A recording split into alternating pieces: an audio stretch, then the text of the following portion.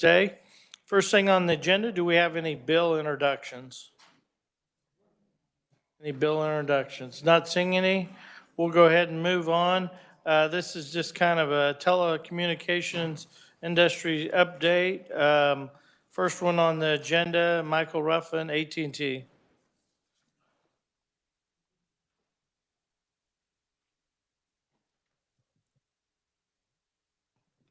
The lights. Now it's on. Yeah. All right. Well, we were joking about me being first, so I guess I'm setting the stage and hopefully things go well this afternoon. Mr. Chairman, members of the committee, my name is Michael Ruffin, representing AT&T. And I would like to thank you for this opportunity to present AT&T's good news story, as well as tell the story about America's most reliable 5G network, as well as discuss AT&T's global efforts regarding robocalling. Just a little bit of housekeeping. So the deck before you will be numbered 1 through 11. So I'll try to guide it through slides 1 and 2 and so on and so forth. And the last bulk of the presentation will focus mainly on robocalling. So slide 2. So for about 143 years, AT&T has been operating Kansas with nearly 1,000 full-time employees in the state. And most importantly, over the last 5 years, we've invested nearly $1.1 billion into our network. Slide 3. So what does that really mean for the state of Kansas? In terms of wireline expansion, we've invested 1.3 million miles of fiber strand. More than 275,000 small businesses and homes have been connected with AT&T fiber services. In terms of wireless expansion, this is geographical and not by population. We launched 5G services across the state, and that number continues to grow. We're seeing more than 70% of Kansans are connected with AT&T's 5G services, and more than 99% of the state is covered with AT&T LTE long-term evolution 4G connectivity. Slide 4. As you can see from slide 4, it's just a basic visual map of AT&T's coverage map, and you can see we have fairly good coverage throughout the entire state of Kansas. Slide 5 is a snapshot of FirstNet. FirstNet is our nationwide dedicated network for public safety to support first responders at the local, state, federal, and tribal levels. FirstNet serves 170 agencies and organizations here in the state of Kansas. So when you think about when disaster strikes, we're talking wildfires, snowstorms, or something to celebrate the 2022 Kansas Jayhawks National Championship Parade celebration. We have the ability, or we have access to more than 150 deployable assets, whether that be drones, cell on wheels, which we call cows. So in the event that emergency personnel are in need of a means of communication, we have deployable assets to ensure that those individuals remain connected and they can continue to communicate with each other. Slide 6. Just as a map of the incumbent local exchange providers in the state and where they serve. AT&T is represented by the darker blue shade, where we maintain local phone and broadband services in approximately 94 counties within the state of Kansas. Slide 7 highlights the digital divide. AT&T's top priority, one of AT&T's top priorities, is closing the digital divide. And this is the gap between the digital have and have-nots. And you can think about this in 3 barriers: access, adoption, and affordability. Access is the service available at your home. Adoption is the available service, and actually are you choosing to utilize the service.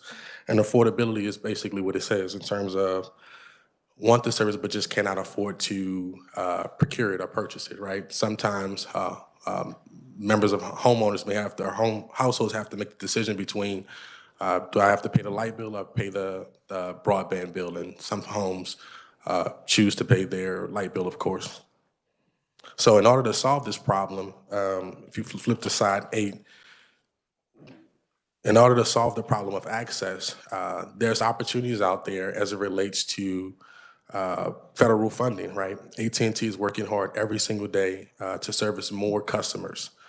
We have a national commitment to reach 300 million fiber locations by the end of 2025. And the truth is there are some areas that does not make sense economically for us to deploy. So in order to overcome that challenge, there's federal funding available in three buckets. 350 billion in state and local fiscal recovery funds, $10 billion in capital project funds, and of this amount, more than 2.7 billion has already been allocated to the state of Kansas. Then later on, there's additional funding, which is known as BEAD, Broadband Equity Access and Deployment Program. And that's $42.5 billion. BEAD funds will be allocated to the states based on the coverage maps developed by the FCC, using proprietary customer information from providers like AT&T and others. Every state will receive a minimum of $100 million with additional funds to be awarded based on the number of unserved locations according to the FCC's final maps. BEAD allocations are expected to be announced when the maps are finalized in late June.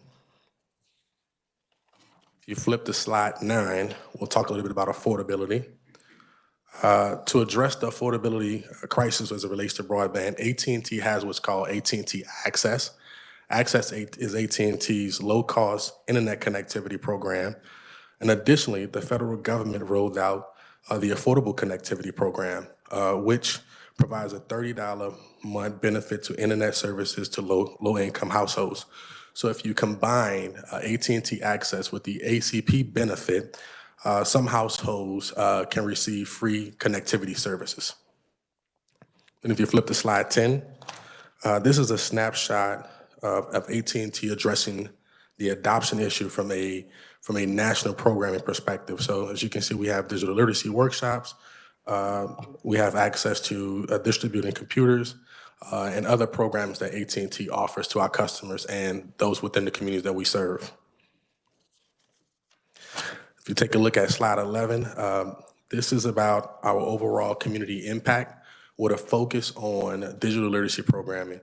So just recently, AT&T has invested over $2 million to various organizations throughout the state of Kansas that are doing digital literacy programming or scholarships or efforts that are help closing the digital divide and continuing to address this issue here. Then the next few slides, we'll talk more about robocalling. And as you flip through it, I have about 5 slides handy, and it gives you AT&T's 3-tiered approach to network blocking, end users tools, the authentication process to ensure all calls are verified.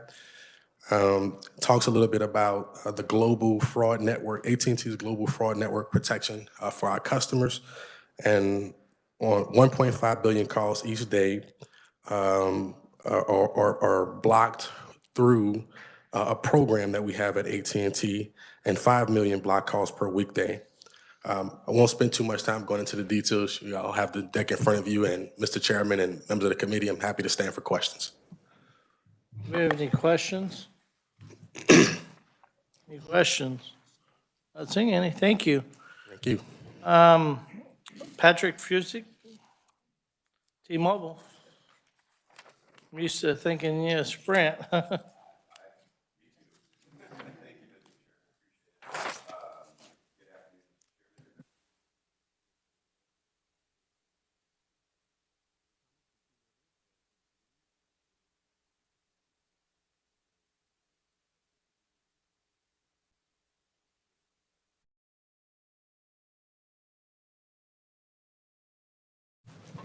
Did Michael turn it off on me? Gee. That's one way to take out your competition, right? My bad. Do I need to start from the beginning? No, you heard You got to me. turn it on. That's your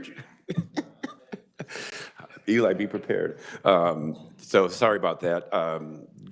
Director of Government Affairs for Sprint in the Central, Sprint T-Mobile in the Central region, and when I'm not around, Sandy Braden and her team is our contract lobbyist. So it's good to see a lot of the faces that I've worked with for many years on this committee, and look forward to working with some of the new members that haven't not had a chance to do that. So looking forward to that. I'm just going to talk about the Sprint T-Mobile. In April will be 3 years that we merged. So I'm happy to be part of the new Magenta team here in Kansas, and happy to report on the fact that while the new company is headquartered in Bellevue, Washington, Overland Park's campus still remains a huge part of our overall commitment to the state and just our presence. We have 5,355 employees in the state right now currently, and I'm happy to report, I think the last time I testified about this time last year, we've grown the campus number anyways by 400, so we expect that to hopefully grow even further. The merger commitment was to grow 10,000 jobs in the first 3 years, and it's good to see some of that growth coming right here in Kansas, so happy to report that. Which especially is in just reading the news this morning about the layoffs in the tech industry. I think I heard it's like 50-some thousand between Google and some of the other Microsoft and so forth. So be able to add employees in this kind of environment, we're excited about that. And if those employees are listening, come on over because we're hiring. So good to be in that position. Another benefit from the merger is a program we have called Hometown Grants, which is part of this massive 5-year commitment to bring 5G to rural America, hire 7,500 new employees in rural communities, and support economic development in small towns by providing $25 million in funding. The Hometown Grants help local communities move forward on projects that help build on the strengths that have always made them great places to work and live. In the past 3 years, 6 hometown grants have been awarded here in Kansas of up to $50,000.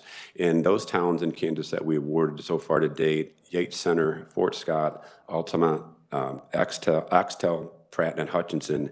And if you have any interest in that program, and I've gotten some inquiries, I have a link there in my testimony to where folks can apply for those hometown grants. We do them quarterly, and it's good to see some of that money staying right here in Kansas. So in addition to that, we're also unleashing Home Internet, which is a new fixed wireless product, broadband service, and it's available right now to more than 40 million homes across the country, and about a third of those in rural parts of the country. It's part, again, of another goal that we have to ensure that all Americans, both big cities and small towns and rural communities across the U.S., have access to the latest products, services, and technologies. In the first year of providing our home internet service, we have almost 3 million customers across the country. And again, currently of that, about a third of those new accounts are coming from rural areas because there's just more competition. There wasn't that before. So it's great to see that competition, which, more competition hopefully lowers prices for consumers as well.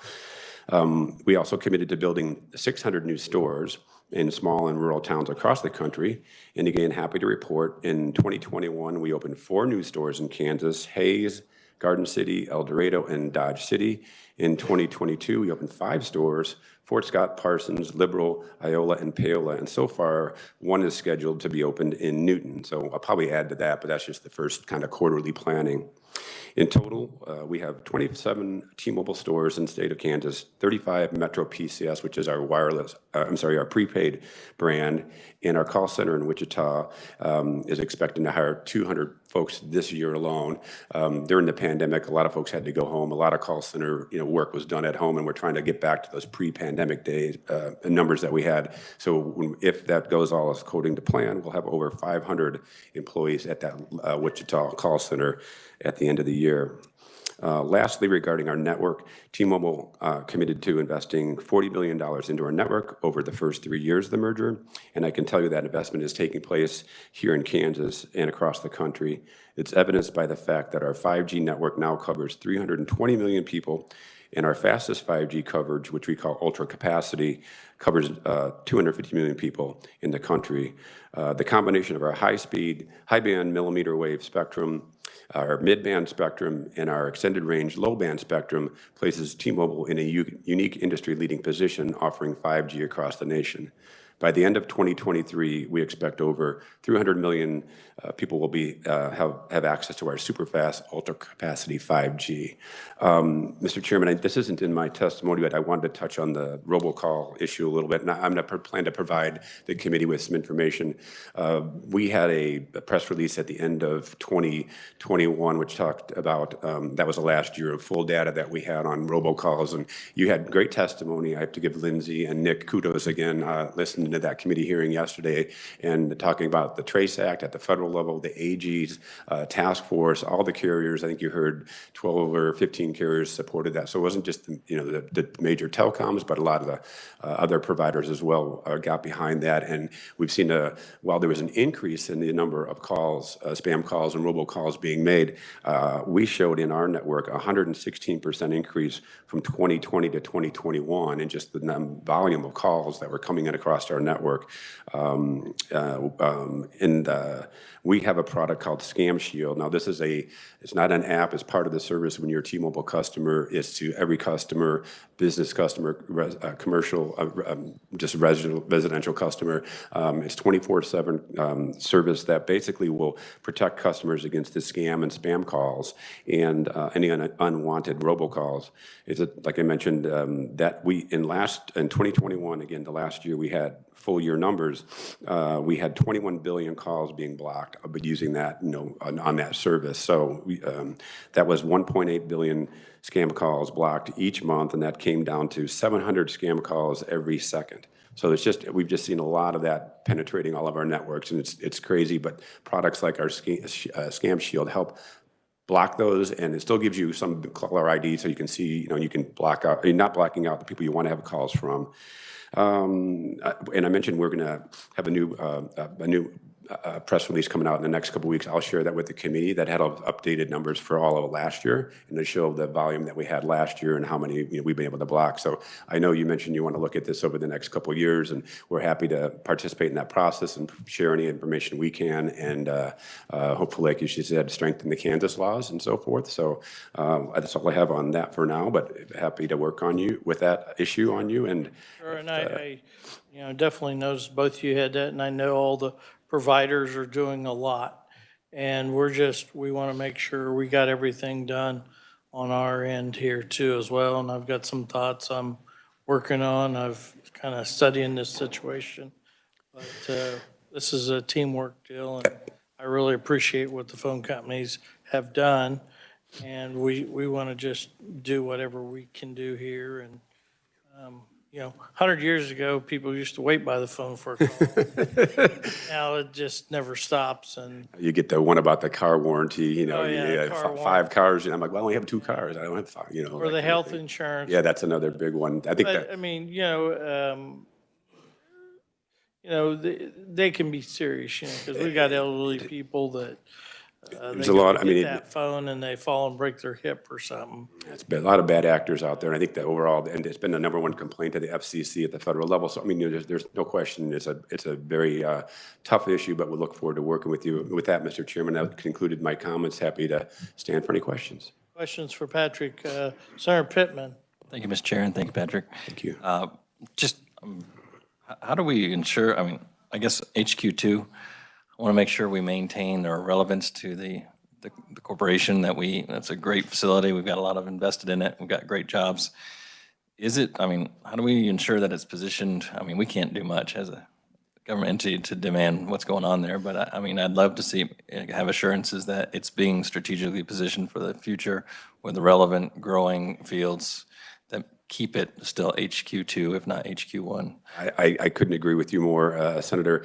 I think when you go back to 2018, when we announced the merger, the leadership in both companies knew that, well, you can't just take Sprint out of Kansas. We're a 100-year-old company and had 3,000 or 4,000 jobs there at the time, and again, it's great to see the growth. So I think there are some things that you'll hear. There'll be some bills introduced, like an equipment exemption that'll help us save money on sales tax, so we can put more into our network, and that's going to happen here in Kansas. So that's jobs. Deploying our network. So I think the important part is, as I mentioned, the call center, kind of getting them back to the full speed that they had. So it's definitely a high priority for us. Even our CEO, who's based out of Bellevue, Washington, has has been here several times on his way either to DC, and we've got still a good leadership team here as well. And again, the job growth is positive. So I mean, believe me, I think that's well received within the company. We want to make sure Kansas remains a very viable, part of the company going forward. So I appreciate that question.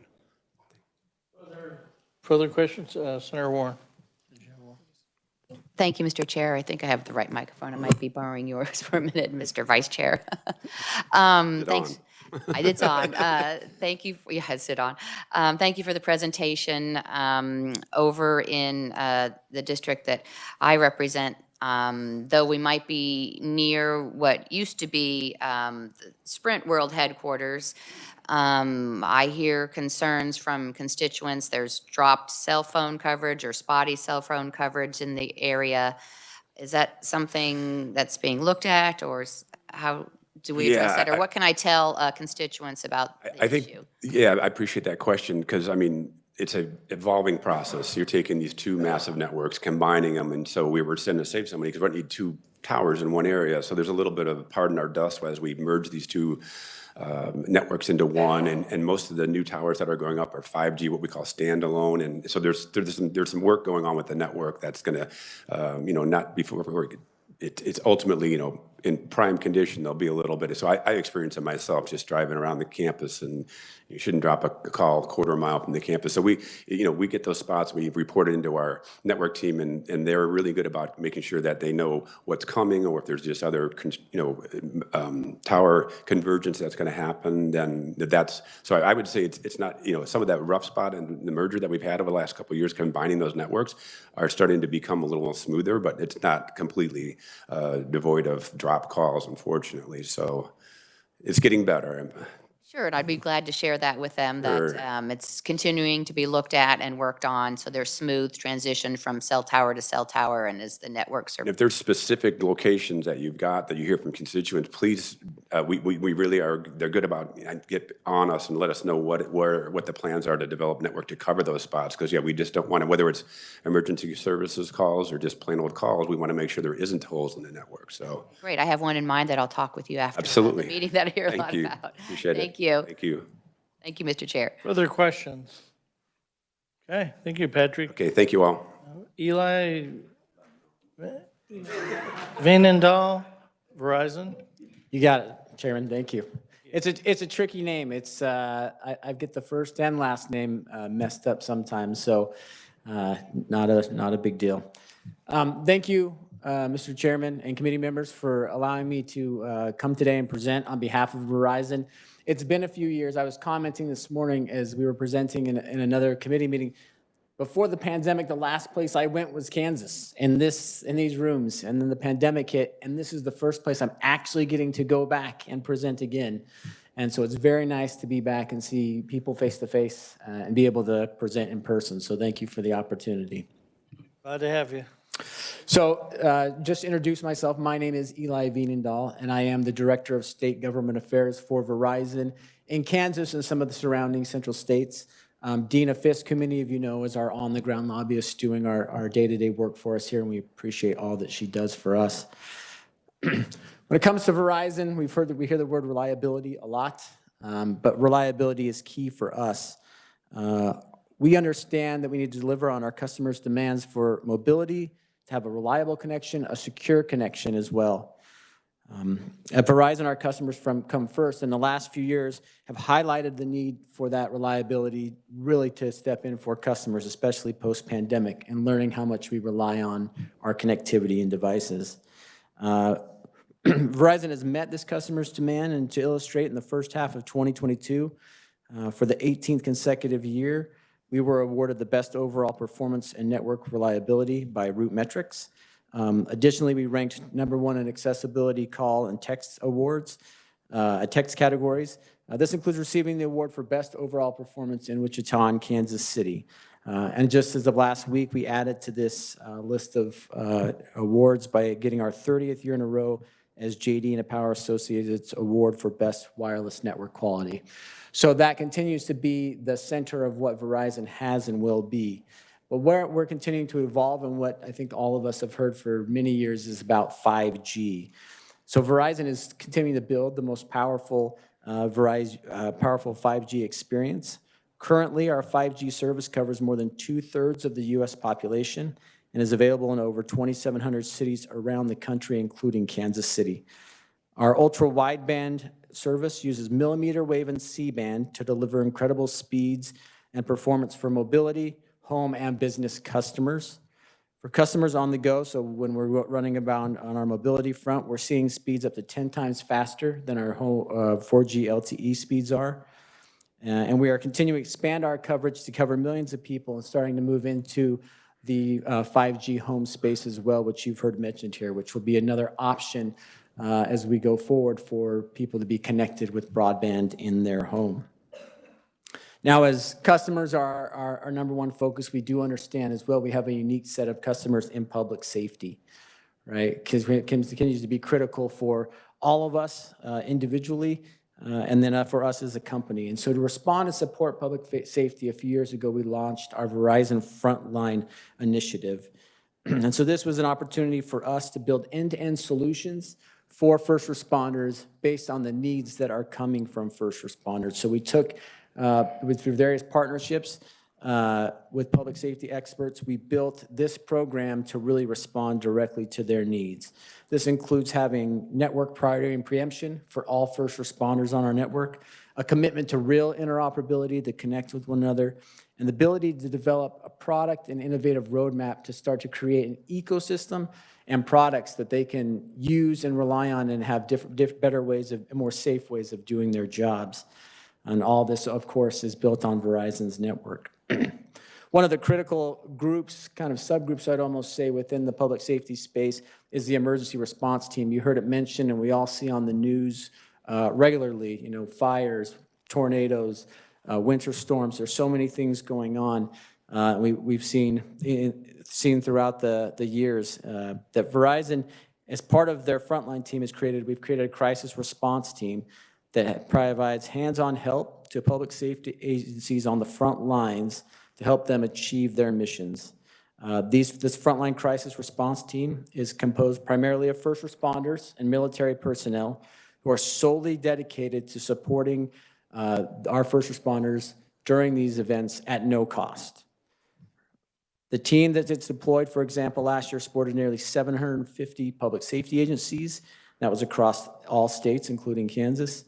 The team provided 5,500 Verizon Frontline devices, so these could be hotspots. You heard cells as wills or cows used before in the AT&T presentation. We've provided those as well. The result is that we've been able to provide real support to these public safety personnel in these times of need, and they'll continue to be a priority for us. In addition to our customers, we added a stakeholder a few years ago as Verizon that became important. So for Verizon, prior to probably 2018, it was our customers come first, our employees, our shareholders, and it stopped there. But in 2018, that shifted and we added society. I think it became clear as a big corporate entity that we have a role and an opportunity to provide some good in the communities where we live and work and throughout the country. And so we developed our Citizen Verizon initiative to reinforce our deep-rooted commitment to society and built a framework of 3 primary areas that we were focused on, including digital inclusion, climate protection, and human prosperity. Today, I'd just like to highlight the digital inclusion piece because I think it's at the forefront of what we're hearing a lot of the needs from different customers. So Verizon has been working in the digital inclusion space for a while and is really focused on closing the digital divide. So by 2030, we have said we will provide education to 10 million children with digital skills and 1 million small businesses with resources to help with their digital economy. So through our website and our Citizen Verizon's website, these groups can go in and start to take advantage of some of the tools and other things we have available, both for education and small business. One of the key areas that we have focused on when we talk about education in particular is the establishment of our Verizon Learning Schools. So these are schools that we identify through a third-party entity called Digital Promise, and who goes and identifies independently different school districts throughout the country that can apply to them, that Verizon can help through this Verizon Learning School initiative. The Verizon Learning School provides underserved middle school and high school students with access to technology, connectivity, and an immersive curriculum to help them and their teachers bridge the digital divide. In addition, there are resources for parents that they can use to kind of double down on that piece. This has been particularly important in Kansas, as in 2021 and 22, we had 19 Wichita public schools who were able to join the Verizon Innovative Learning program. What this meant for students is in addition to getting devices, they have a 4-year data plan, free technology and access to the schools. Like I mentioned, the teachers receive training and continue to be able to access many of our resources that will support these schools. In addition to the Ville schools, affordability, as mentioned before, and you'll hear this a lot from industry, they're kind of the 3 A's: access, affordability, and adoption that are critical. Affordability is something that all of us are very engaged in, and just like our other counterparts in the industry, we participate in the Affordable Connectivity Program that's funded through the FCC, that allows homes to be able to have up to $30 savings a month on their plans, including their mobile plans, which is a good point of clarity. In closing, I wanted to just go back and touch on robocalls briefly. I know that was asked by the committee, and we spoke on this a few years ago as well. You mentioned what's been mentioned already. I think all of industry has supported the TRACE Act, right, and the different initiatives for the FCC. The Attorney General's best practices have also been mentioned. We supported all of those with the rest of our industry counterparts. But specifically when it comes to Verizon, we have offerings as well that are very helpful. Verizon customers, for example, are auto-enrolled in our call filter technology. This application both detects and filters spam and empowers customers to report suspicious numbers or activity when they come in. More specifically, it also blocks potential fraudulent calls automatically, sending them the voicemail, but also gives the customers the opportunity to go in and block specific numbers or other numbers they've seen at their own choice or they think might be a nuisance.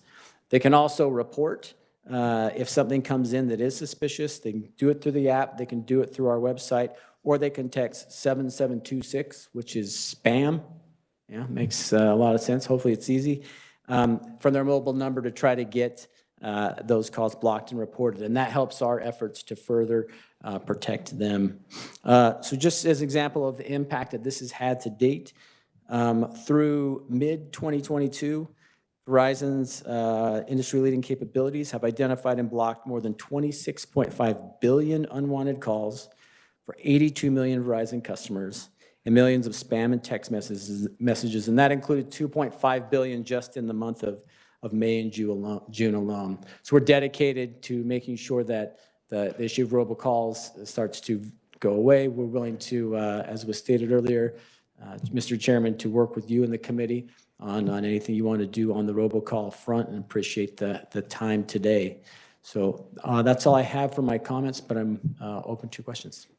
And I would thank you and on the robocall front, and look forward to working with you on that. Questions? Senator Francisco. Thank you, Mr. Chair. I have 2 questions. One, and others talked about their ability to block these calls. What is the cost of 26.5 billion calls on your network that is probably passed? Is that passed on to the people that are making the calls or passed on to the consumers? So these were blocked unwanted calls. So these would have just been my understanding, and I'll get some clarification, but they would have been picked up through our call filter technology that is free to our customers. So there shouldn't have been anything passed on to them. There are options, I think, for people to upgrade to higher level of things, but this call filter technology I mentioned is at automatic enrollment, no cost to customers. Thank you. And if you have a chance to check, my concern is not that that would cost the customer, but just the amount of calls on your network that are taking up bandwidth, Yeah. you know, as opposed to a direct charge. Sure. And Mr. Chair, if I may, I had a question that actually probably should be addressed both to Mr. Veenendahl and to Mr. Ruffin, and that's what's the connection between like FirstNet that AT&T is providing and then what Verizon is doing to emergency response teams? I'm asking this because I serve on the 911 Next Generation. I know we're very dependent on getting those calls, but is there space that one has that you both share? So from a Verizon perspective, right, FirstNet it's powered by AT&T, was created by federal legislation a few years ago. It was an option for public safety, right? There was dedicated spectrum, other things, but there was never a requirement that public safety members have to actually subscribe to that service. So that service is run through AT&T. I'd see it as a AT&T service, right, that is tied into the federal government, but it's one option for public safety. Verizon Frontline is another option that they have there, right, providing priority and preemption and the other things I mentioned. And I think that's the way I would describe the difference, is just two different options for public safety customers within the space. You want to answer if there's anything else? Just would add that, as he mentioned, we are building the FirstNet first responders network at the cost of AT&T, but also as we're deploying more cell towers throughout the state, we're ensuring that all our cell towers have band 14, which is FirstNet capability. So as we're investing in new monopoles, macro towers, we're ensuring that our first responders have a strong network of connectivity. Yeah. That was very helpful. Thank you. Okay, Senator Cluse?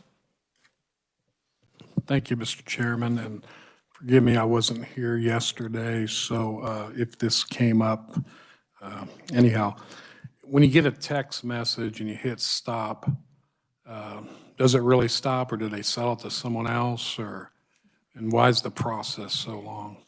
So I'd have to look into that piece. I think just to clarify, you're talking about when you've subscribed to something and then it sends you that, if you want this to stop, press stop. Yeah, or sometimes you don't even subscribe to anything, you just get it random. Yeah, I'll have to look into that, Senator. I'm not quite sure. Okay. If that ties back into the original, if that ties back into the original company that's sending it, or if it's coming through spam, I'll have to look into that for you. Okay, thank you. Other questions? Not saying, thank you. All right, thank you. Coming. Okay, next up, John Federico, Kansas Cable Television Association, KTA. Like the Sox, John. Appreciate that, Mr. Chairman. Good afternoon, everyone. Hopefully this doesn't sound like gibberish more than I usually spout up here. Late night in Waco, Texas last night, cheering on KU rather unsuccessfully and drowning my sorrows. Yeah. I am John Federico. I serve as the president of the Kansas Cable Telecommunications Association. Joined here, we have a couple of our members, Tom Cruson with Comcast and Megan Bottenberg with Cox Communications. Mr. Chairman, if we have just a minute, I'd like to reserve some of my time to allow at the very end Ms. Bottenberg to come up and put a little bit of a local flavor on their presence here in Kansas and some of the good things they're doing. Also, Stephen Durst, of course, and Mihailo Ilic, and that handsome redhead in the second row. When he can borrow a suit from his neighbor, we also have him as part of the team, Dan Murray. I've been, this is my 30th legislative session, but I've been working on these issues for 27 years on behalf of the cable industry. And you'd think I'd be an expert. I've died 1,000 deaths on policy up here, but it's an industry that is constantly evolving, and the only way to keep up is to invest. And one of the things we do, we don't ordinarily come into this building looking for trouble. A lot of times we're just trying to make sure that there's some competitive balance. And I don't think there's a person in this building that sets out to say, we don't like your industry and we're going to pass a bill to hurt you, but sometimes there's, excuse me, unintended consequences. We spend a lot of time kind of dealing with those issues. I'll bring one up. We did a little research on our customers and the taxes and fees that they pay, and it was stunning to us that at the end of the day on our product, our customers potentially could be charged up to 17.5% in taxes and fees, where competitors are either at 0 or 6%. We're not quite sure what the solution is there, but it's some research that we've just done, and we'd at some point perhaps want to talk about trying to provide some relief to our customers that are delivering very similar services. We're the 49th highest state for those services. Only one state, Nebraska, charges more than we do. That speaks to the changes. You know, I talked about this industry, and I'm trying to provide just a really broad overview. The two big changes are how you use this product or how you watch video at the bare minimum. It's no more recording on a VCR. It is you want to watch what you want to watch whenever you want to watch it on any device. And that's why we need to continue to invest. And that's why this very, very competitive market works best with a light regulatory touch, so that we can stay nimble and just try to provide the best product at the best price and rely on service. The other is just that, a state of competition. I know for our industry, when we started, you could make the argument that we're a bit of a monopoly. Now you think about all the competition out there from satellite, streaming services, fiber companies, and sometimes even local governments decide for whatever reason that they want to build their own network out there. So we're trying to stay ahead of the game. A couple of quick things, investment. As an industry, nationally, over $300 billion since 2002 have gone in to try to do two things: provide our customers with better and faster. And that requires investment. Towards that end, I will tell you that between 2015 and 2021, speeds of our providers' most popular tiers have increased by 16% in speeds, while the prices have decreased by 28%. And then again, for our industry, our fastest speed tiers have increased by 28%, with costs dropping 44%. Competition is good. I don't think I need to tell you that at the end of the day, the consumer wins. You've heard from some great companies up there, and of course, I'm speaking on behalf of the Cable Association, but as an industry, the telecommunication industry, our proudest moment, and I think why your focus on this industry, our proudest moment was during the pandemic. Who could have imagined the strain on the system? And if you think about your own lives and how much bandwidth that in your own home you were using to either for schooling or gaming or streaming Netflix, healthcare, and I think to a company, it was delivered flawlessly. So I don't want to say necessarily thank you, but we look for these opportunities to invest in the states that allow us to prosper. We talked about the digital divide. Every company or every industry has come up and talked about that, and we'll have Ms. Bottenberg talked about it. That's another proud moment. During the pandemic and beyond, even before, and certainly after, is some of the programs to get the product to more people, educate them how it's used, and then for low-income families, provide a product at a discounted rate so they can avail themselves of the opportunity. I'm going to try to close out pretty quickly here with, we remain focused on this avalanche of money, if you will, that's coming in from the feds to help get broadband where it ain't. That's where we think the appropriate place is. Let's look at the unserved areas first and put that money there, then the underserved. and maybe create a little more competition or some choices for folks. So we continue to be vigilant in making sure that that is those monies are going to those places first. And I think overall as a state, we're doing a good job.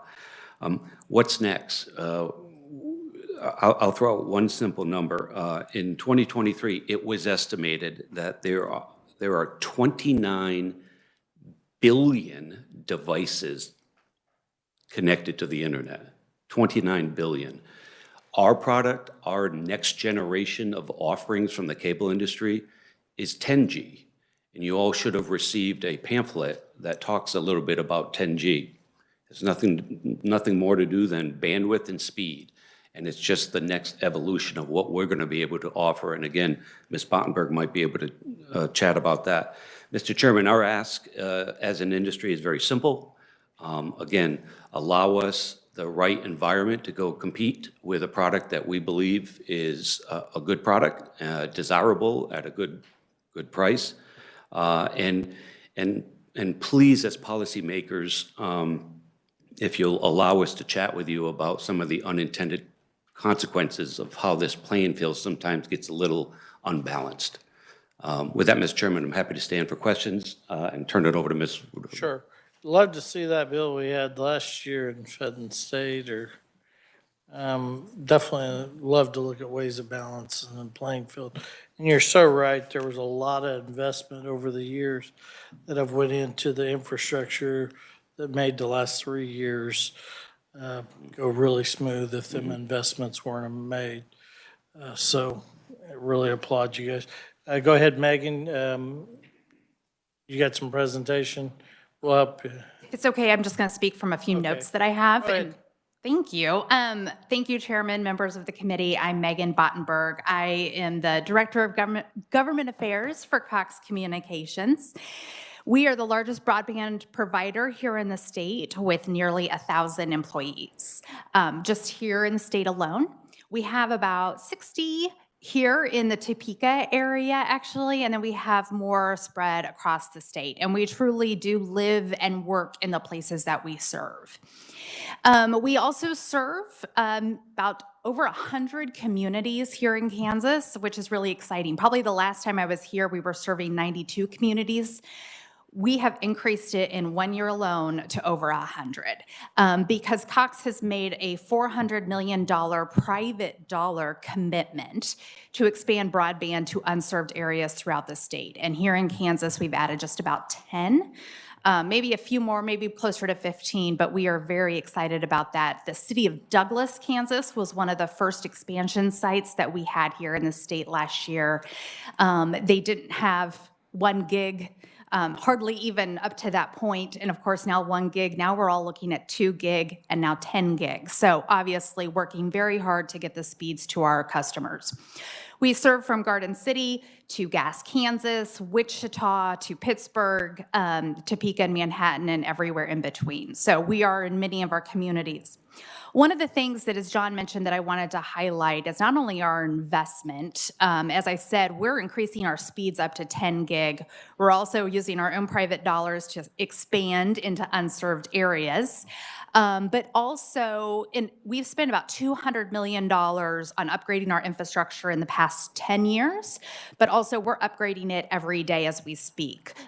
Splitting nodes, adding more fiber to our network. There's over 10,000 miles of fiber here in Kansas of just our network alone. So we are always adding more every day. Our digital divide programs, we certainly understand that access is one issue, but having the option to have internet is incredibly important. We have several programs. One is Connect Assist, which is $30 a month. It is for families on fixed incomes who may not have a child in education.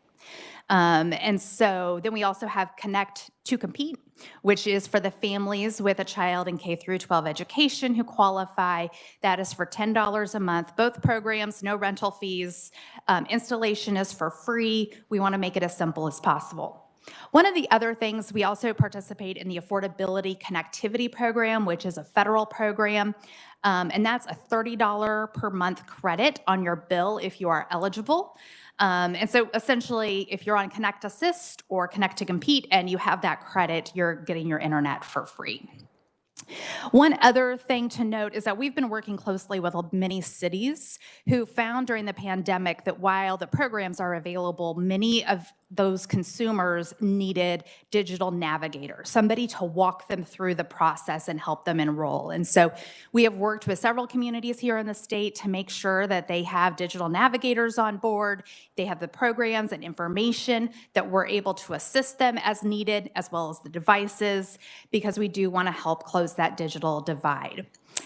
Of course, I'm happy to answer any questions, but I know our time is running short. Questions? Oh, Senator Francisco. Thank you, and thank you, Ms. Bottenberg, for being here. So we certainly appreciate the private investment in this expansion. How do you see your company being able to take advantage of the federal dollars in expansion? Absolutely. So as we've always said, we want to be a partner in solving the digital, or the providing, making sure that folks have in underserved and unserved areas, they have access. And so we originally applied for 22 grant applications for the latest Office of Broadband grant, which is the Capital Projects Fund. One was approved, and that was announced, I believe, last week. We received, I believe, $6.3 million to expand to unserved areas here in Shawnee, Jackson, and Wabunsee counties. That would serve about 1,300 homes and businesses. And we're always looking to, look for more grant opportunities, because we do know getting out to those rural areas, sometimes they do require some assistance, and we want to help get to those unserved. Other questions? Comments? Thanks, Megan. Thank you. With that, we got tomorrow, I believe we got hearings. So we'll start on our lighting bills tomorrow. With that, we're adjourned.